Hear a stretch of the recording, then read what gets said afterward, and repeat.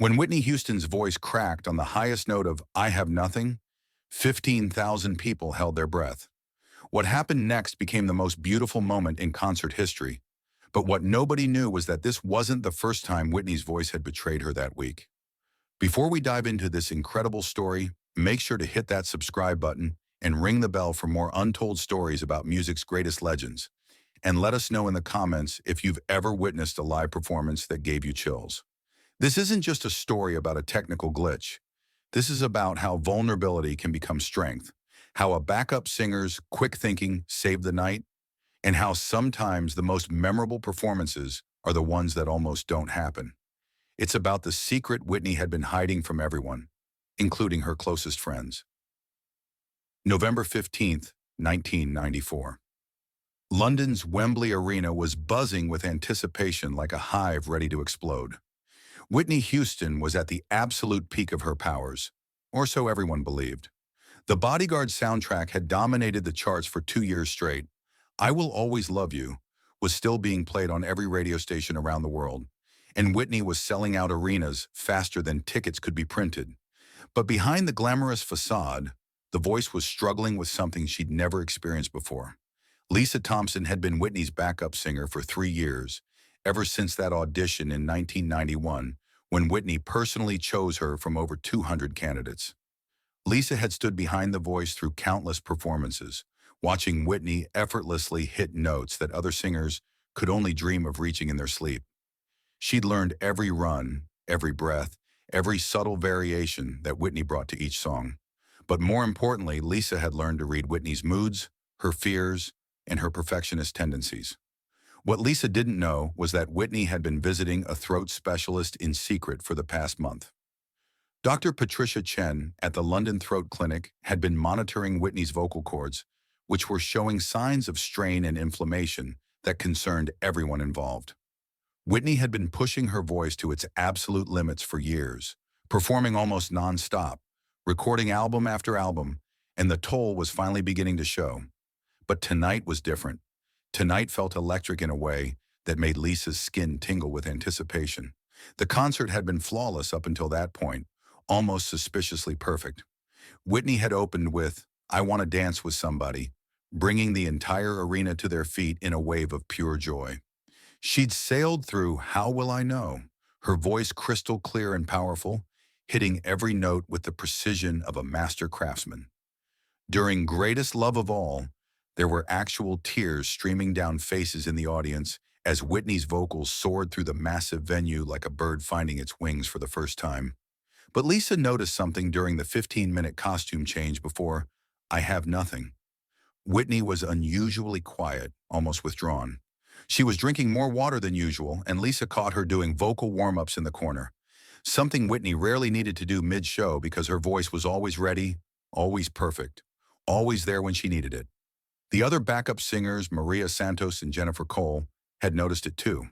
They exchanged worried glances as Whitney went through her pre-performance ritual with an intensity that bordered on desperation. "You okay?" Lisa whispered as they took their positions on the darkened stage, the crowd's anticipation building to a crescendo. Whitney nodded, but Lisa saw something in her eyes she'd never seen before in 3 years of performing together. Fear.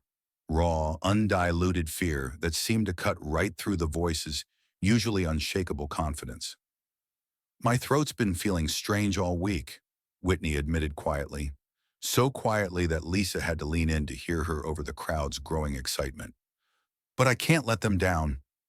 Lisa wanted to say something comforting, something that would ease Whitney's obvious anxiety. But the stage lights were coming up, and there was no more time for conversation. The opening piano chords of I Have Nothing filled the arena like a prayer being whispered in a cathedral. This was the moment everyone had been waiting for. The song that showcased Whitney's incredible range, the ballad that could make grown men cry, the performance that always brought the house down and left audiences feeling like they'd witnessed something sacred. Whitney began the first verse beautifully, her voice rich and controlled as she sang about giving everything to love. The audience was completely captivated, hanging on every word like their lives depended on it. Lisa and the other backup singers provided their harmonies perfectly, creating that lush, layered sound that made Whitney's voice seem to float above the music like an angel's whisper. But as they approached the bridge, Lisa noticed Whitney's hand move to her throat. It was subtle, just a brief touch that lasted maybe 2 seconds, but Lisa had learned to read Whitney's every gesture, every movement, every breath. Something was definitely wrong. The bridge built toward the song's climactic moment, the soaring high notes that Whitney was famous for around the world. Lisa could hear the strain beginning to creep into Whitney's voice, a slight roughness that probably only she and the other backup singers would notice. But the voice pushed forward, as she always did, as she always had, because stopping wasn't an option when 15,000 people were counting on you. Then it happened. As Whitney reached for the highest note in "And I have nothing," her voice cracked. Not just a small wobble that audiences might not notice or dismiss as artistic interpretation, but a complete vocal failure. The note that should have soared majestically through the arena, reaching the very back row and lifting every heart in the building, came out as barely a whisper, a broken sound that seemed to echo Whitney's worst fears. 15,000 people fell silent. You could have heard a pin drop in that massive venue. The silence was so complete, so unexpected, that it felt like the entire world had stopped breathing. Whitney's face went pale, all the color draining from her cheeks as if someone had just told her the worst news of her life. She touched her throat again, this time with visible panic, her eyes widening with the realization that her greatest gift, the thing that defined her, had suddenly abandoned her in front of thousands of people who had paid good money to hear the voice. She tried to continue the line, opening her mouth and pushing air through her vocal cords, but nothing came out. Her voice was gone, completely gone. It was as if someone had reached into her throat and stolen the very thing that made her who she was. This was every performer's nightmare come to life. The voice, the woman whose vocal ability was considered superhuman, who could hit notes that defied physics, had lost her voice in front of thousands of people, in front of the media, in front of everyone who mattered in the music industry. Lisa watched as Whitney's eyes filled with tears that she was desperately trying to hold back. In that moment, the confident superstar who had conquered the world with her voice disappeared completely, and standing there was just a woman whose greatest gift had suddenly abandoned her when she needed it most. The band kept playing, unsure of what to do, looking back and forth between each other and Whitney, waiting for some signal about how to handle this unprecedented situation. The audience remained silent, not knowing if they should applaud supportively, cheer encouragingly, or just wait respectfully for whatever was going to happen next. The moment stretched on, becoming more uncomfortable with each passing second, tension building like a storm about to break. Whitney looked at Lisa with desperation in her eyes, a look that said, "Help me," without any words being necessary. That's when Lisa made a decision that would change everything, not just for that night, but for both their careers and their understanding of what music really means. Without asking permission, without a cue from Whitney or the band, without any kind of plan or preparation, Lisa stepped forward from her position in the background. She moved her microphone closer to her mouth and began singing Whitney's part. But she didn't try to hit the high notes herself. She knew that would be impossible and probably embarrassing. Instead, she sang the melody in a lower key, creating a harmony that supported where Whitney's voice could go if it returned. Whitney looked at Lisa with surprise and overwhelming gratitude. She understood immediately what Lisa was offering. Not a replacement, but support. Not someone trying to take over, but someone trying to help her find her way back to her voice. But Lisa wasn't finished. As she continued the harmony, she did something that no backup singer had ever done in a major concert, something that went against every rule of stage performance and hierarchy. She gestured to the audience, making eye contact with people in the front rows and spreading her arms wide. "Help us out, London," Lisa called into her microphone, her voice strong and confident, even though her heart was beating like a drum. "Whitney needs us tonight." The response was immediate and overwhelming. 15,000 people understood instantly what was being asked of them. As Whitney's voice slowly returned on the lower notes, tentatively at first and then with growing confidence, the entire arena began singing with her. Not just the chorus, everyone knew those words by heart, but the difficult high parts too. The audience carried the soaring melody, while Whitney provided the soulful low notes she could still manage. What had started as a disaster, as Whitney's worst nightmare come to life, became something magical. The song that was supposed to showcase Whitney's individual brilliance became a celebration of collective power, of human connection, of the idea that music belongs to everyone, not just the person on stage. Whitney and 15,000 fans were singing together, creating something bigger and more beautiful than any solo performance could have been. But the most beautiful moment was still to come. As the song reached its final crescendo, something miraculous happened. Whitney's voice began to return, whether it was adrenaline, emotion, the support of the crowd, or just the natural healing power of music itself. But instead of taking over the song herself, instead of reclaiming her position as the voice, she kept the audience singing with her.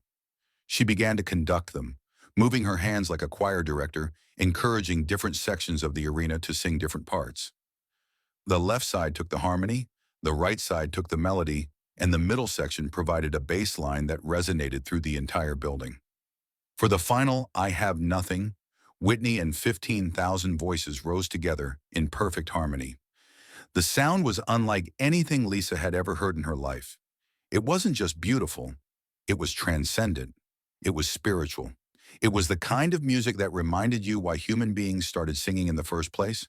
When the song ended, the arena exploded in the loudest, most sustained applause Lisa had ever experienced. But it wasn't just applause. People were crying, cheering, screaming, and hugging strangers.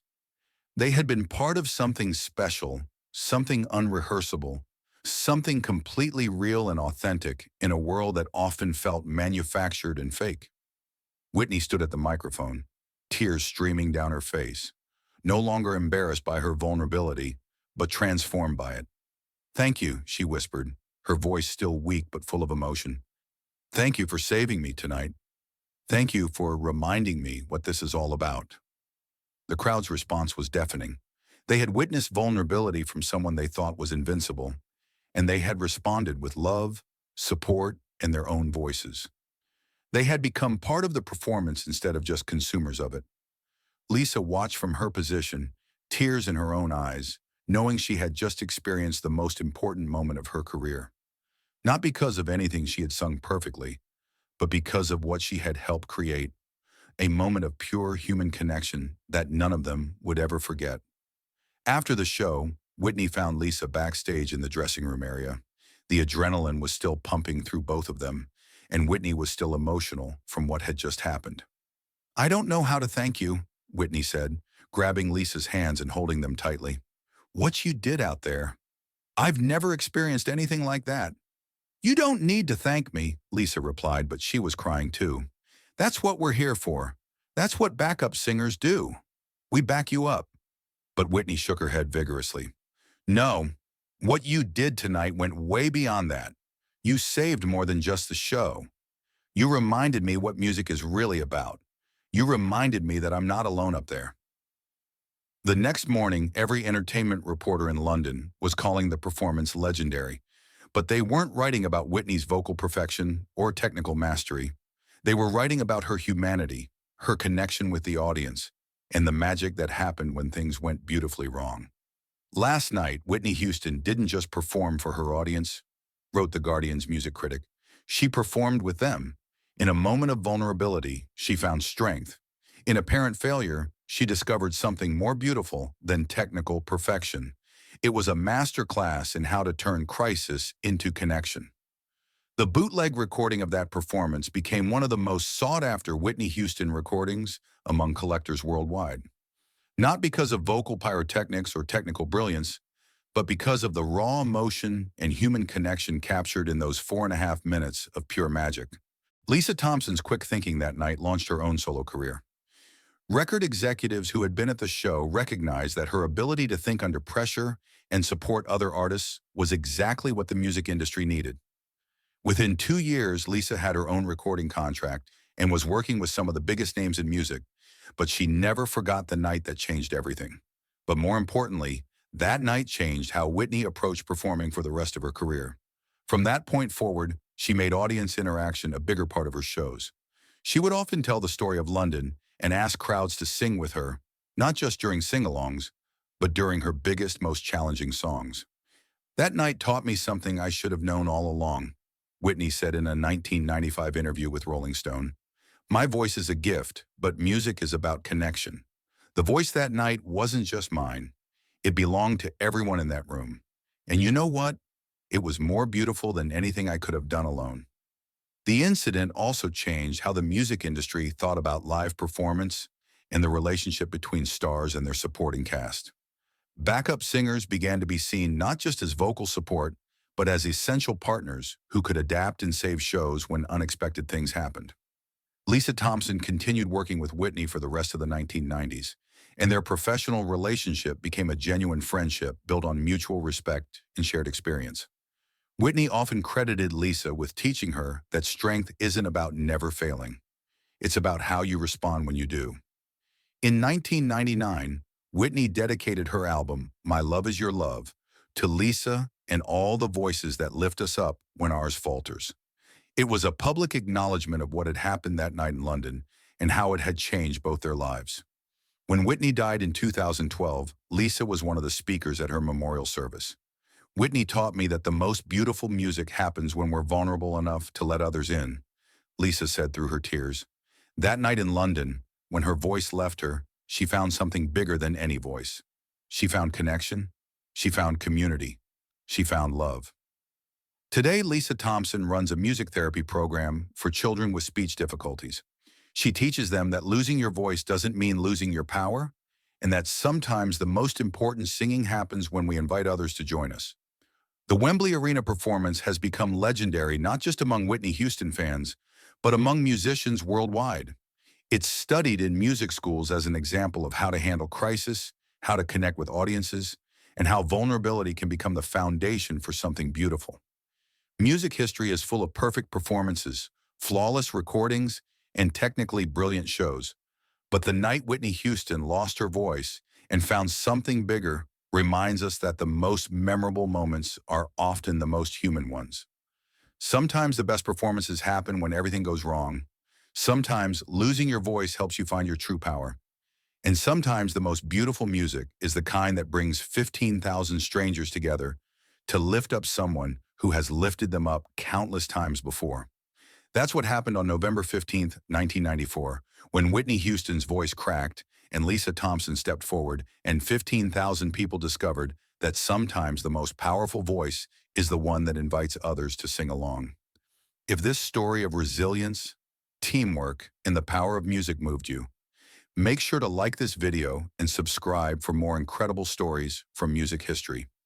Share this with someone who needs to hear about the beauty that can come from unexpected moments.